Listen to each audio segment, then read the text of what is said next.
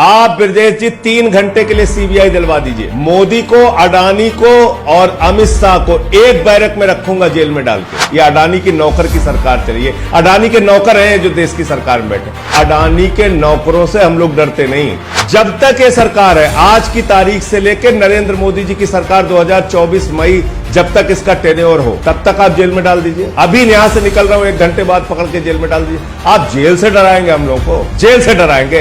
देखिए, कांग्रेस ने यही काम तो किया है जब उनके हाथ में तोता था। जब जब जुल्म करने वाले लोग सत्ता में होते हैं, ऐसा काम करते हैं, उसका सामना करना चाहिए। हमको डॉक्टर ने थोड़ी बताया कि आप राजनीति करो। अपनी इच्छा से, अपनी मर्जी से इस क्षेत्र में आए तो इसका जो रिस्क है वो भी उठाने के लिए तैयार। जो गंगा का लाल बनकर आए थे वो अडानी के दलाल बन के रह गए। मैं आपसे जानना चाहता हूं कि मनीष सिसोदिया की गिरफ्तारी के लिए पूरी गिरफ्तारी के खिलाफ पूरी आम आदमी पार्टी लखनऊ से लेकर दिल्ली तक बवाल मचाए हुए है।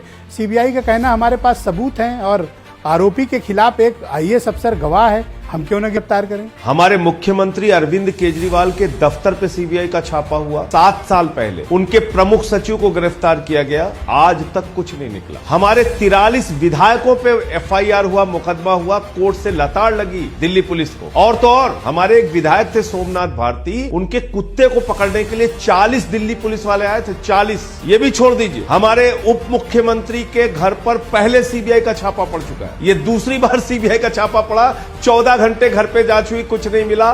गांव में जांच हुई, कुछ नहीं मिला। दफ्तर में जांच हुई, कुछ नहीं मिला।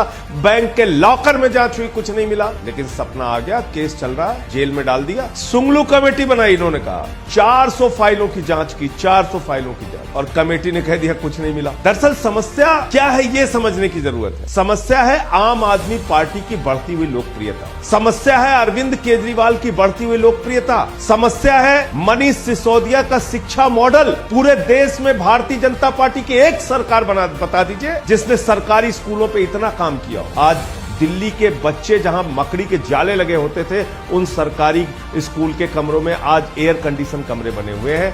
स्विमिंग पूल का निर्माण हुआ है दिल्ली के सरकारी स्कूलों में। भारतीय जनता पार्टी, ब्रजेश जी, वो पार्टी है जिनका राष्ट्रीय अध्यक्ष कैमरे पर रिश्वत लेते हुए पकड़ा गया, रक्षा सौदे में दलाली खाते हुए पकड़ा गया। इनके एक केंद्रीय मंत्री थे जिनका बयान था, पैसा खुदा तो नहीं लेकिन खुदा से कम नहीं। ये लोग भ्रष्टाचार के खिलाफ बोलेंगे। जिनकी पार्टी का नेता येदियुरप्पा माइनिंग घोटाले में फंसता है, उसको निकालते हैं, दोबारा पार्टी में लाते हैं, फिर मुख्यमंत्री बना देते हैं। व्यापम घोटाले में शिवराज सिंह फंसते हैं, उन पे कोई जांच नहीं होती, दोबारा मुख्यमंत्री बना देते हैं। पूरे महाराष्ट्र के चुनाव में देवेंद्र फडणवीस जी कहते हैं अजीत पवार चक्की पिसिंग जेल में डालेंगे। सुबह 6:30 बजे उनके साथ मिलकर शपथ लेते हैं। मुकुल राय पे नारदा स्कैम, शारदा स्कैम चलता है, अपनी पार्टी में शामिल करके सारी जांच बंद कर देते हैं। शुभेंदु अधिकारी पे शारदा स्कैम का घोटाला चलता है, उसको अपनी पार्टी में शामिल करके सारी जांच बंद कर देते हैं। हेमंत विश्व शर्मा पे बुकलेट जारी करती है बीजेपी वाटर घोटाले की, और दोबारा उनको अपनी पार्टी में लाके फिर से मुख्यमंत्री बना देते हैं आसाम का। ये लोग भ्रष्टाचार के खिलाफ बोलेंगे। 8 साल में ईडी ने 3000 छापे मारे और मात्र 0.5% ईडी का कन्विक्शन रेट है, यानी कि 0.5% लोगों पे ईडी आरोप सिद्ध कर पाई। तो क्या ये जांच एजेंसियों का दुरुपयोग नहीं है? क्या ये विपक्ष के नेताओं पे फर्जी कार्रवाइयां नहीं है? आपने सीबीआई छोड़ रखी है, ईडी छोड़ रखी है। ये सीबीआई और ईडी किस गुफा में छुप जाती है भाई? जब अडानी का घोटाला सामने आता है, नरेंद्र मोदी जी ने अडानी को कोयला दे दिया, गैस दे दिया, बिजली दे दिया, पानी दे दिया, सड़क दे दिया, स्टील दे दिया, सीमेंट दे दिया, सीपोर्ट दे दिया, एयरपोर्ट दे दिया, 2.5 लाख करोड़ का कर्जा दे दिया, 84,000 करोड़ का कर्जा माफ कर दिया। और उस अडानी का क्या मामला भी सामने आया? 42,000 करोड़ रुपए ब्रजेश जी मॉरिशस में एक पते पे 6 फर्जी कंपनियां खोलकर उसके भाइयों ने, रिश्तेदारों ने उसकी कंपनी में डाला। कितना? 42,000 करोड़। किसका पैसा है ब्रजेश जी? ये आतंकवादियों का है, नरेंद्र मोदी जी का है, बीजेपी के नेताओं का है, अधिकारियों का है। कैसे पता चलेगा? लाखों करोड़ का घोटाला करने वाला अडानी वो मोदी का मित्र बन के हवाई जहाज में घूम रहा है जी।